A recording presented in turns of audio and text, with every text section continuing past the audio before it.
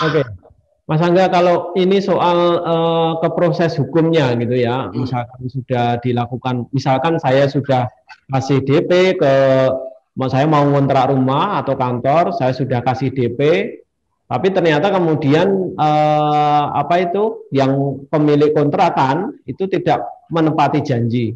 Nah, kalau saya membawa ini ke proses hukum, ini berarti ke perdata ya, bukan pidana ya, atau pidana? Ini yang mana? Oke, jadi harus yang bisa untuk patokan membedakan ini masuk ke perdata atau pidana. Jadi begini, ketika sudah ada perjanjian, maka masuknya ke perdataan.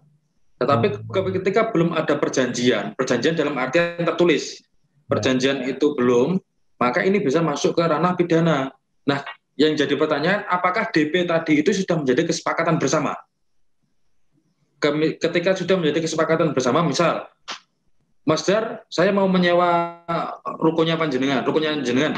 Nah, untuk sebagai tanda jadi, saya akan memberikan pembayaran di muka itu sebesar 50%. Nah, nanti bulan depan ketika saya menempati ruko ini, maka pelunasan itu akan saya lakukan dan kemudian perjanjian itu kita lakukan. Nah, ternyata di bulan depan itu ketika kita mau melakukan pelunasan penyewaan, ternyata bangunan ini sudah ditempati orang atau malah justru tidak jadi disewa. Nah, ini tentunya masuk ke kamar pidana, artinya dia melakukan janji palsu atau dia melakukan penipuan. Nah, terkait penerimaan uang, dia bisa kena penggelapan juga. Gitu, Mas. Tidak bisa ya perdata kita minta ganti rugi, mengajukan gugatan ganti rugi gitu? Perdata? Perdata atau pidana? Perdata, kan kalau ganti rugi kan perdata. Oke, nah ini yang kemudian di kacamata kami, kacamata hukum para pengacara, itu banyak yang mengatakan ketika suatu perjanjian hubungan keperdataan, ketika masuk ke pidana, maka kewajiban keperdataannya itu hilang. Nah, itu sebenarnya tidak, itu hanya mitos. Mitos. Karena begini, masih ada satu celah, ketika pidana itu terbukti, maka kita tetap bisa melakukan ganti rugi. Mengajukan permohonan ganti rugi itu bisa dengan cara satu, misal kita tetap melakukan gugatan keperdataan, perbuatan melawan hukum. Nah, melawan hukumnya ini dibuktikan dengan putusan pidananya. Nah, ketika putusan pidananya yang sudah ingkrah, maka ini juga akan menjadi pembuktian yang sempurna atas perbuatan melawan hukumnya dia. Nah, disitulah nanti kerugian keperdataan bisa dimintakan. Nah, artinya tidak 100% benar ketika ada perjanjian hutang piutang, katakanlah seperti itu, dilaporkan, dan yang punya hutang itu sudah menjalani hukuman, kemudian kewajibannya dia selesai. Tidak. Ketika memang itu mencakupi batas terkait gugatan, maka boleh. Bahkan sekarang negara lebih efisien sih, ada gugatan sederhana. Nah, itu ada nilai limit di bawah 500 juta yang bisa dilakukan acara singkat.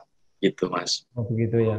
Karena kan kadang-kadang kan apa, orang yang misalkan saya sudah bayar DP 20 juta gitu, ternyata yang apa membawa DP ini pergi gitu misalkan. Nah, saya kan mungkin pengennya uang kembali gitu ya, meskipun dia dihukum, tapi kalau uang tidak kembali kan itu mungkin bagi sebagian orang kan rugi gitu. Jadi makanya dia inginnya ganti rugi itu biar uangnya kembali setidaknya begitu. Artinya tetap memungkinkan ya, pidanya masuk, perdatanya juga tetap bisa dapat ya. Betul. Nah, sebenarnya masyarakat umum di luar praktisi hukum sudah paham. Sudah paham, seperti ini, Mas Daryono, Mas Dar menyatakan bahwasannya ini kan ada kerugian. Nah, kerugian inilah yang masuk di ruang perdata.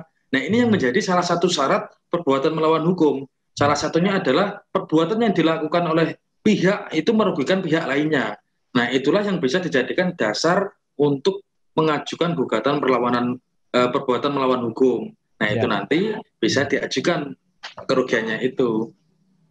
Oke. Oke, terima kasih sudah nonton. Jangan lupa like, subscribe, dan share ya.